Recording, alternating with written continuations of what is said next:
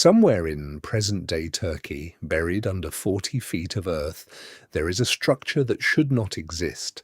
It has no houses nearby, no farmland, no water source within walking distance. There is no evidence that anyone lived there. No cooking pits, no sleeping quarters, no signs of permanent settlement of any kind. And yet someone built it.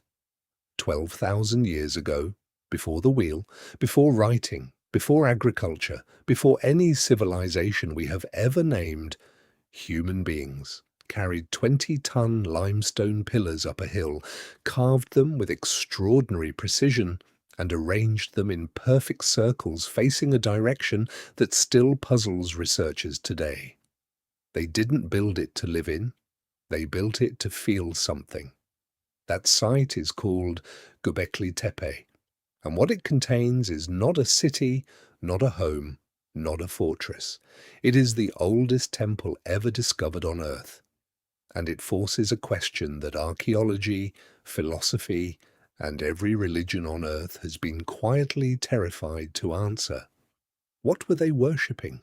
Most people assume religion began with civilization, that once humans settled down, built cities, developed language and law, then, and only then, did they begin to wonder about gods and afterlives and the meaning of existence. That is not what the evidence shows. The evidence shows the opposite. Long before the first city was built, long before the first crop was planted, something in the human mind was already reaching toward something it could not name, something vast, something present, something that existed in the space between firelight and darkness. The oldest confirmed burial site ever found dates to approximately 300,000 years ago. Not 30,000, 300,000. Long before modern humans, long before language as we understand it. These were not Homo sapiens. They were an earlier species, and they were placing their dead into the earth with deliberate care, not abandoning them, not discarding them, laying them down. In 2017, researchers excavating a cave in South Africa made an announcement that stunned the archaeological community. Deep inside the Rising Star cave system, in a chamber almost impossibly difficult to reach, they found the bones of a creature called Homo naledi, a small-brained ancient human relative with hands built for climbing trees. And the bones were not scattered.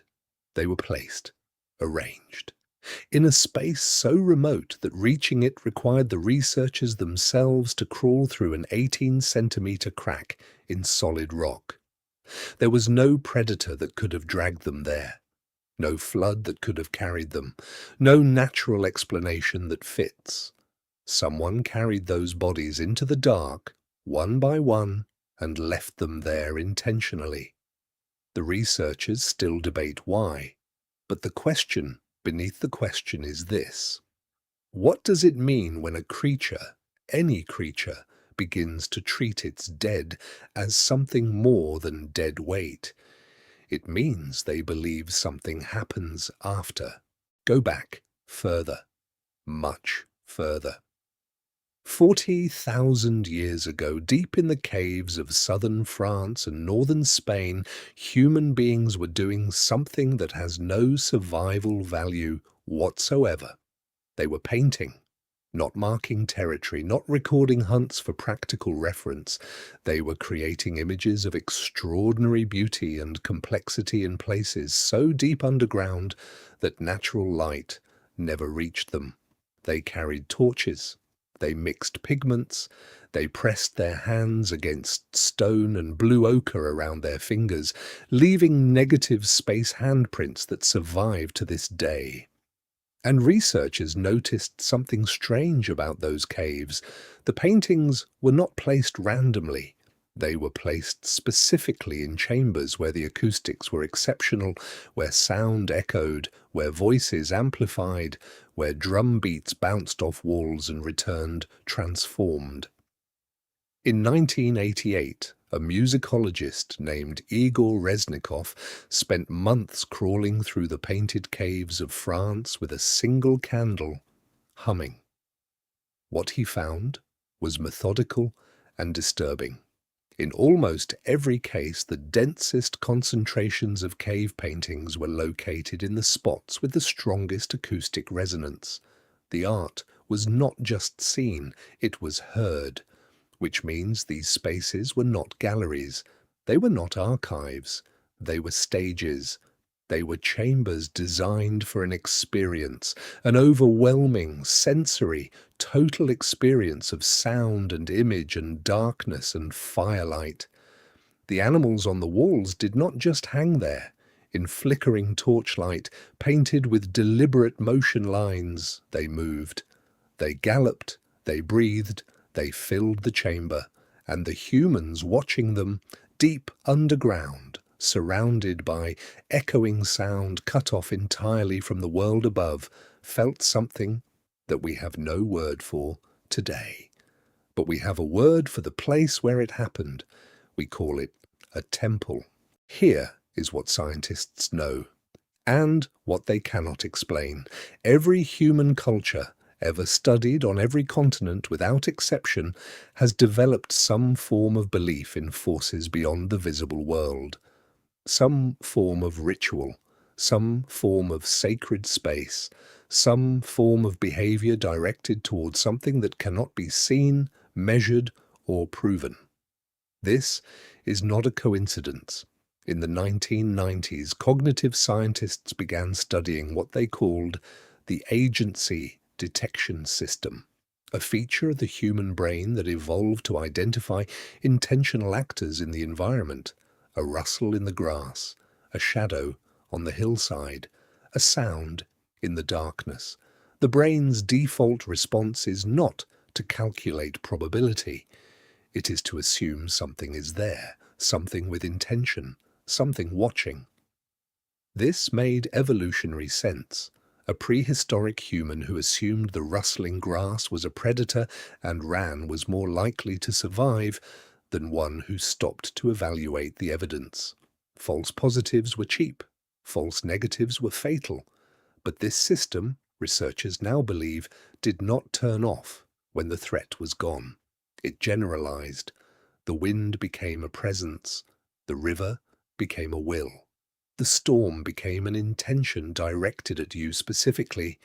The human brain, built to detect agency everywhere, found it everywhere. In weather, in death, in the movement of stars, in the silence of deep caves. This is not primitive superstition. This is the architecture of a mind that was never designed to experience a universe without meaning. And 300,000 years of burial, 40,000 years of cave art, and 12,000 years of temple building suggest that the mind never stopped finding it. Return to that hill in Turkey. The pillars at Göbekli Tepe are covered in carvings, foxes, scorpions, vultures, snakes, cranes. Not random, not decorative, arranged with a precision that suggests meaning, sequence, narrative. Some researchers believe the carvings represent a cosmology, a complete picture of how these people understood the universe and their place within it. But here is what makes Göbekli Tepe unlike anything else in the archaeological record. When it was finished, when this extraordinary, inexplicable monument had served its purpose, the people who built it buried it, deliberately, completely, under thousands of tons of earth. They did not abandon it. They did not leave it to decay.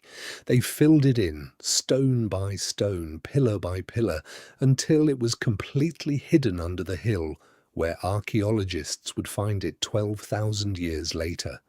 Researchers still do not know why. Was it a ritual conclusion, a cosmological event they believed had ended, a sacrifice of the structure itself to whatever they were worshipping? We have no text. No explanation, no surviving tradition that connects directly to it, only the monument, only the act of burial, only the overwhelming, unanswerable fact that human beings 12,000 years ago cared enough about something invisible to build the largest structure on Earth at that time, and then cared enough to bury it. Whatever they believed it completely. Every major religion alive today, Christianity, Islam, Hinduism, Buddhism, Judaism, is younger than agriculture, younger than the wheel, younger than the written word. They feel ancient, they feel foundational, they feel like the beginning.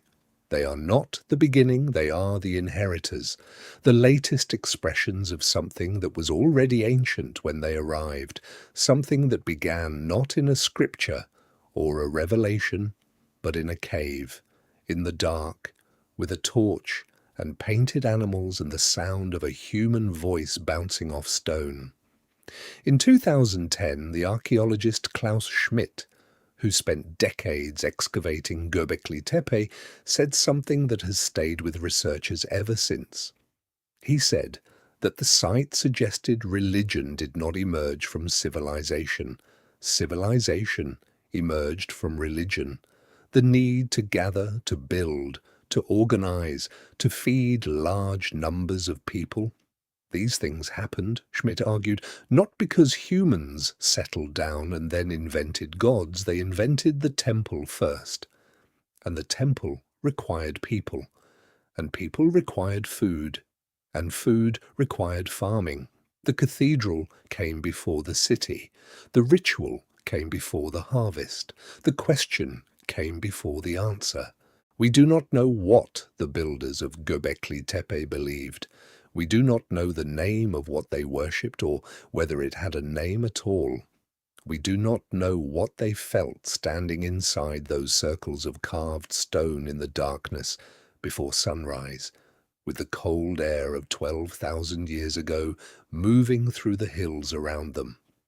We know only that they felt it strongly enough to spend decades building the evidence, and we know that whatever they were reaching toward, that unnamed, unnameable thing in the space between firelight and darkness, between the living and the dead, between the known world and the vast silence beyond it, humanity has never stopped reaching toward it.